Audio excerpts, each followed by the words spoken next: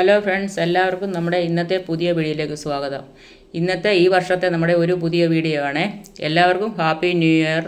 എല്ലാവർക്കും നല്ലൊരു വർഷമായിരിക്കട്ടെ. എല്ലാവർക്കും സർവ്വ സമ്പൽ സമൃദ്ധി നിറഞ്ഞൊരു വർഷമാകട്ടെ. ആയുസ്സും ആരോഗ്യം സമ്പൽ സമൃദ്ധിയും നിറഞ്ഞൊരു വർഷമാകട്ടെ എന്ന് പ്രാർത്ഥിക്കുന്നു. എല്ലാവർക്കും നല്ലത് വരട്ടെ. എൻ്റെ ആണെന്നുണ്ടെങ്കിൽ ഈ ഒരു വർഷമായി ഇപ്പോൾ വീഡിയോ ഇട്ടിട്ട് നിങ്ങളുടെയൊക്കെ സഹകരണം കൊണ്ട് എനിക്ക് ഇത്രയൊക്കെ ആകാൻ സാധിച്ചു. എല്ലാത്തിനും ഞാൻ ദൈവത്തോട് നന്ദി പറയുന്നു. ഇനിയും നമ്മൾക്ക് നമ്മുടെ വീഡിയോയിലേക്ക് പോകാം. ഞാൻ പറയാൻ പോകുന്നത് ഈ കർക്കിടകൻ രാശിയിൽപ്പെട്ട പുണർദം, കാലെ, പൂയം, ആയില്യം ഈ രാശിക്കാർക്ക് 2026 വർഷം അവർക്ക് അനുകൂലമാണോ പ്രതികൂലമാണോ എന്ന് നമ്മൾക്ക് നോക്കാം. ഈ കർക്കിടകൻ രാശിയിൽപ്പെട്ട ഈ നാളുകാർക്ക് 2026 പുതുവർഷത്തിൽ വ്യാഴഗ്രഹം ജനുവരി മുതൽ ജൂൺ വരെ വ്യാഴൻ 12-ലാണ് സഞ്ചരിക്കുന്നത്.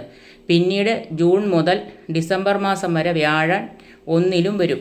അപ്പോൾ വ്യാഴൻ നമ്മൾക്ക് ഈ വർഷം 12-ലും 1-ലുമാണ് സ്ഥിതി ചെയ്യുന്നത് വ്യാഴഗ്രഹം. 12-ൽ വരുമ്പോൾ അത്ര പുരോഗതിയൊന്നും പറയാൻ പറ്റത്തില്ല. നമ്മൾക്ക് 12-ൽ വരുമ്പോൾ ജനുവരി മുതൽ ജൂൺ വരെ നമ്മൾക്ക് അധിക ചെലവുകൾ വരാൻ സാധ്യതയുണ്ട്. കൂടുതൽ പരിശ്രമങ്ങൾ ആവശ്യമായി വരും നമ്മൾക്ക് എല്ലാ കാര്യത്തിലും. എന്നാൽ ജൂൺ മാസം കഴിയുമ്പോൾ ഡിസംബർ മാസം വരെയുള്ള കാലം വ്യാഴൻ 1-ൽ വരുമ്പോൾ നമ്മൾക്ക് വ്യക്തിപരമായും ധനപരമായും നല്ല പുരോഗതി ഉണ്ടാകുകയും മാനസികമായും ശാരീരികമായും എല്ലാം കൊണ്ടും നമ്മൾക്ക് നല്ല നേട്ടം വരികയും ചെയ്യും. അപ്പോൾ നമ്മൾക്ക് ഈ വർഷത്തിൻ്റെ ആദ്യ പകുതിയിൽ വളരെ മെച്ചപ്പെട്ട ജീവിത പുരോഗതി ഉണ്ടാകുമെന്നാണ് ഞാൻ പറഞ്ഞത്. അതുപോലെ ബിസിനസ്സൊക്കെ ചെയ്യുന്നവർക്കൊക്കെ ബിസിനസ്സിൽ നല്ല പുരോഗതി ഉണ്ടാവും.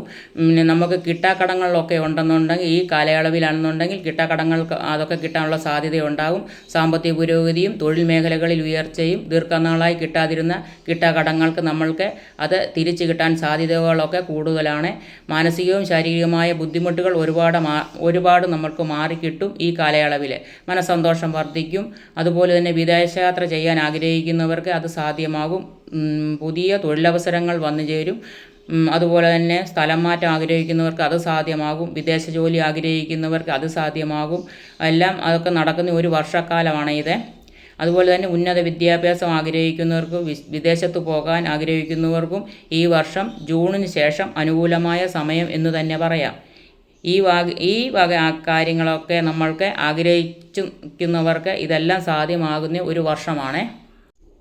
ഈ വ്യാഴഗ്രഹം നല്ല സ്ഥാനത്ത് നമ്മൾക്ക് നിൽക്കുമ്പോൾ ഒരുപാട് നല്ല അനുഭവങ്ങൾ ഉണ്ടാകും. ദൈവാധീനം വർദ്ധിക്കുകയും ഈശ്വരവിചാരം വർദ്ധിക്കുകയും സർവ്വകാര്യങ്ങൾക്കും വിജയങ്ങൾ കൈവരിക്കാൻ പറ്റും. അതുപോലെ തന്നെ നല്ല ആത്മവിശ്വാസം, നല്ല ആത്മസന്തോഷമൊക്കെ ഉണ്ടാകും. കുടുംബസൗഖ്യം ഉണ്ടാകും.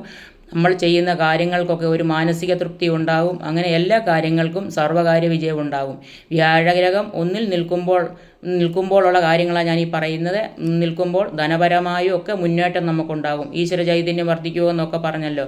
മറ്റുള്ളവരുടെ ആദരവ്, കീർത്തി, നമ്മുടെ മറ്റ് സർവ്വ കാര്യങ്ങൾക്കും തടസ്സം കൂടാതെ സർവ്വ കാര്യങ്ങളും നമുക്ക് നടന്നു കിട്ടും. മനപ്രയാസങ്ങളൊക്കെ മാറിക്കിട്ടും. ഇങ്ങനെ വർഷങ്ങളായി രോഗങ്ങളായിട്ടൊക്കെ ബുദ്ധിമുട്ടുന്നവർക്ക് രോഗത്തിന് ശമനമുണ്ടാകും. ദീർഘായുസ് വർദ്ധിക്കും.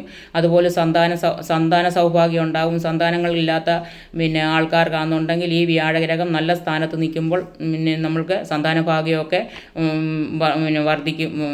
സന്താന ഭാഗ്യമൊക്കെ ഉണ്ടാവുകയൊക്കെ ചെയ്യും. അങ്ങനെ എല്ലാ ബുദ്ധിമുട്ടുകളൊക്കെ മാറാനുള്ള സാധ്യതയുള്ള സമയമെന്ന് പറയാം. കഴിഞ്ഞ വീഡിയോയിലും ഞാൻ 1-ൽ വരുന്ന കാര്യങ്ങളെക്കുറിച്ച് ഞാൻ പറഞ്ഞായിരുന്നു.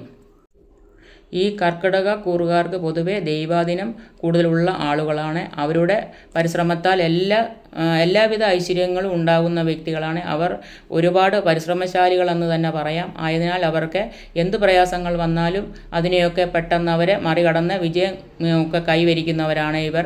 വ്യാഴൻ 12-ൽ നിൽക്കുമ്പോൾ കുറച്ച് തടസ്സങ്ങൾ നേരിടുന്ന സമയമാണ്. അതുകൊണ്ട് ജനുവരി മുതൽ ജൂൺ വരെ സാമ്പത്തികപരമായ കാര്യങ്ങൾ കുറച്ച് സൂക്ഷിച്ച് ചെയ്യേണ്ടിയ സമയമാണ്. ഈ സമയങ്ങളിൽ കൂടുതലായി ഈശ്വരാരാധന നടത്തുകയൊക്കെ ചെയ്യണം. നന്നായിട്ട് ഈശ്വരനെ ഭജിക്കുകയൊക്കെ ചെയ്യണം. കൂടുതലായി വിഷ്ണു ഭഗവാനെ ഭജിക്കുകയും വിഷ്ണു ക്ഷേത്ര ദർശനം നടത്തുകയും ഇവയൊക്കെ ചെയ്യുമ്പോൾ നമ്മൾക്ക് ഈശ്വരാധീനം വർദ്ധിച്ച് നല്ല ഭാഗ്യാനുഭവങ്ങൾ വന്നു ചേരും. അതുപോലെ നമ്മുടെ ജാതകത്തിലെ ദശാകാലങ്ങളുടെ സഞ്ചാരം അനുസരിച്ച് അതിനനുസരിച്ച് ഇരിക്കും ഗുണങ്ങളും ദോഷങ്ങളും വന്നു ചേരുന്നത്. രാശിക്കാർക്കാണെന്നുണ്ടെങ്കിൽ ജനുവരി മുതൽ ജൂൺ വരെ 12-ലും പിന്നെ ജൂൺ മുതൽ ഡിസംബർ വരെ 1-ലുമാണ് വ്യാഴഗ്രഹത്തിൻ്റെ സഞ്ചാരം. അപ്പോൾ ഈ അതിൻ്റെ അനുസരിച്ച് അവർക്ക് ഗുണങ്ങൾ നമ്മൾക്ക് കിട്ടുക തന്നെ ചെയ്യും. പിന്നെ ഗുണദോഷ സമ്മിശ്രമെന്ന് തന്നെ എടുത്ത് പ്രത്യേകിച്ച് പറയേണ്ട ഒരു സമയം തന്നെയാണ്. ആയില്യംകാർക്ക് പ്രത്യേകിച്ചാണെന്നുണ്ടെങ്കിൽ ദൈവവിചാരവും ഈശ്വരാധീനവും ഒക്കെ കൂടുതലുള്ള ആൾക്കാരാണ്. ഈ കർക്കിടകം രാശിക്കാർക്കാണെങ്കിൽ കുറച്ച് ദൈവാധീനമൊക്കെ ഉള്ള ആൾക്കാർ തന്നെയാണ്. വ്യാഴൻ 12-ൽ നിൽക്കുമ്പോൾ സാമ്പത്തികപരമായ അധിക ചെലവുകൾ വരുമെന്നുള്ളതേ ഉള്ളൂ. എങ്കിലും വിദേശത്തും സ്വദേശത്തും ഒക്കെ തൊഴിൽ സാധ്യതയൊക്കെ ഉണ്ടാകുന്ന വർഷം തന്നെയെന്ന് നമുക്ക് പറയാം. പൊതുവേ ആണെന്നുണ്ടെങ്കിൽ കർക്കിടകം രാശിയിൽ മറ്റുള്ളവരോടൊക്കെയാണ് കർക്കിടകം രാശിക്കാർക്ക് മറ്റുള്ളവരോടൊക്കെ കുറച്ച് ദയയും കാരുണ്യമൊക്കെ കൂടുതലുള്ള ആൾക്കാരാണ്. അതുകൊണ്ട് തൊഴിൽ മേഖലയിലും ആരോഗ്യ കാര്യത്തിലുമൊക്കെ നമുക്ക് നല്ല ഒരു ശ്രദ്ധ വേണ്ടുന്ന സമയമാണ്. ഇതിനെയൊക്കെയാണ് നല്ല ആത്മവിശ്വാസത്തോടെ അതിജീവിക്കാൻ വേണ്ടി നല്ല ആത്മവിശ്വാസത്തോട് വരെ ഒക്കെ മുന്നേറുന്ന ആൾക്കാരൊക്കെ തന്നെയാണ്. ഇവരോട് പ്രത്യേകിച്ച് പറഞ്ഞു കൊടുക്കേണ്ട കാര്യങ്ങളൊന്നുമില്ല. ഇവരെ അങ്ങനെയൊക്കെയുള്ള ഒരു ഒക്കെയാണ്. അതുപോലെ തന്നെയാണെന്നുണ്ടെങ്കിൽ ഈ ഗുണങ്ങളെല്ലാം നമ്മൾക്ക് വ്യാഴഗ്രഹം ജൂൺ മാസം ഈ വ്യാഴഗ്രഹം ജൂൺ മാസം കഴിഞ്ഞ് 1-ൽ നിൽക്കുമ്പോഴെല്ലാം നമുക്ക് അനുഭവയോഗ്യങ്ങളായിട്ട് വന്നു ചേരുകയും ചെയ്യും. എല്ലാ നല്ല ഭാഗ്യാനുഭവങ്ങളും വന്നു ചേരുന്നതായിരിക്കും.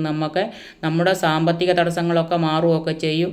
എന്തെങ്കിലുമൊക്കെ അതുപോലെ തന്നെ ആരോഗ്യ പ്രശ്നങ്ങളൊക്കെ ഉള്ളവർക്കൊക്കെ ആണെന്നുണ്ടെങ്കിൽ ഈ സമയത്തിലൊക്കെ ആണെങ്കിൽ അതിനൊക്കെ ഒരുപാട് മാറ്റമൊക്കെ ഉണ്ടാകും. നല്ലൊരു സമയമെന്ന് തന്നെ പറയാം. ഒരുപാട് ബുദ്ധിമുട്ടുകളൊക്കെ മാറുന്ന ഒരു സമയം തന്നെയെന്ന് പറയാം കേട്ടോ. ഈ 2026-ൽ ഈ രാശിക്കാർക്ക് ഗുണദോഷ സമ്മിശ്രമെന്ന് എടുത്ത് തന്നെ പറയേണ്ട വരും. പിന്നെ എല്ലാവർക്കും നല്ല ഒരു വർഷമാകട്ടെ. എല്ലാവർക്കും നല്ല വർഷം തന്നെ ആവുമെന്ന് പ്രതീക്ഷിക്കുന്നു.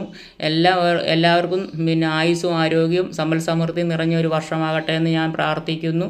എല്ലാവരും ഈ വീഡിയോ ഒക്കെ കാണുന്നുണ്ടെന്ന് പ്രതീക്ഷിക്കുന്നു. വീഡിയോ ഒക്കെ കണ്ട് സപ്പോർട്ട് ചെയ്യണം. നിങ്ങളുടെയൊക്കെ സപ്പോർട്ട് കണ്ടാണ് നമ്മളൊക്കെ ഇത്രയും മുന്നോട്ട് പോകുന്നതും ഇത്രയും നമ്മൾക്ക് ഇനി ആകാനും സാധിച്ചത്. എല്ലാവർക്കും നന്ദി, നമസ്കാരം. നാളെ ഒരു പുതിയൊരു വീഡിയോയുമായിട്ട് നാളെ വരുന്നതായിരിക്കും. Thank you.